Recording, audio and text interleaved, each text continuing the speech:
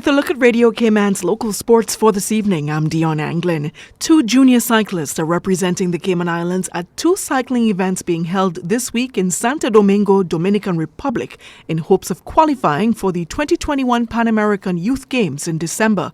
Nathaniel Forbes and Victor Megalis will compete against some of the Caribbean's elite riders at the Under-23 Caribbean Cycling Championships, followed by the Under-23 Pan Am Cycling Championships, starting today through the 15th. Craig Merrin is the president for the Cayman Islands Cycling Association. The Dominican Republic put on both regional events. One is the Caribbean Cycling Championships, the other is the Pan American Under-23 Cycling Championships, which usually is apart for about a month or two. But because of the situation, as we all know, the Dominican Republic had to have two events on, which starts on the 12th of August, which is tomorrow. Right. Nathaniel will be selected to do the road race.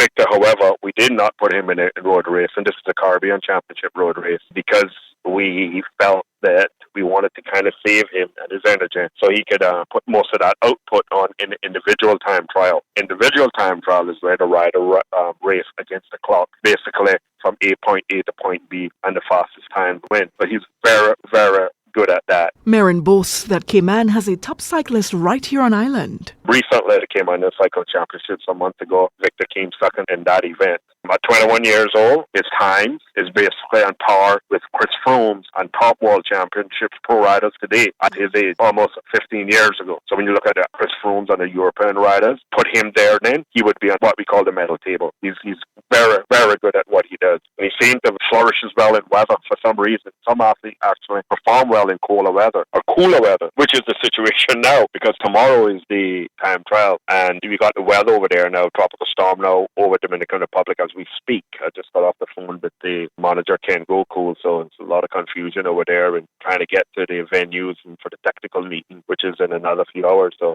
well, 19-year-old Forbes previously represented Cayman at the 2019 Caribbean Junior Cycling Championships, and he's first to compete in the CC Road Race. 21-year-old Megalis will be competing for Cayman for the first time in the CC Under-23 individual time trial. Then both cyclists will race in the Pan Am Under-23 Championship road race. Karate was one of 4 new sports added to the Tokyo 2020 Olympic Games this year. However, Shihan Greg Reed of Cask Karate tells Radio Cayman Sports it was only added for this Olympics, but it will not be represented at the 2024 Paris Games. The Olympics, that was done on a point system. And karate is, as far as I understand, is not going to be in Paris in 2024, right? Okay.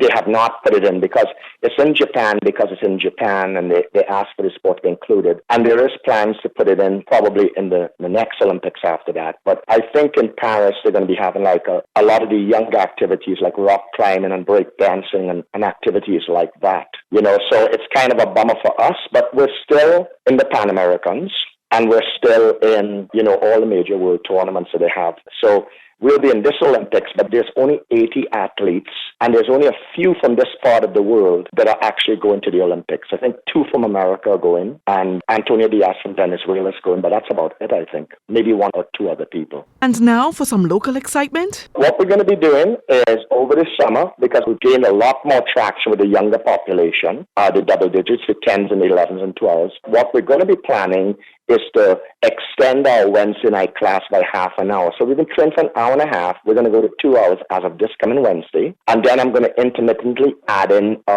Sunday classes, extended classes over the summer period.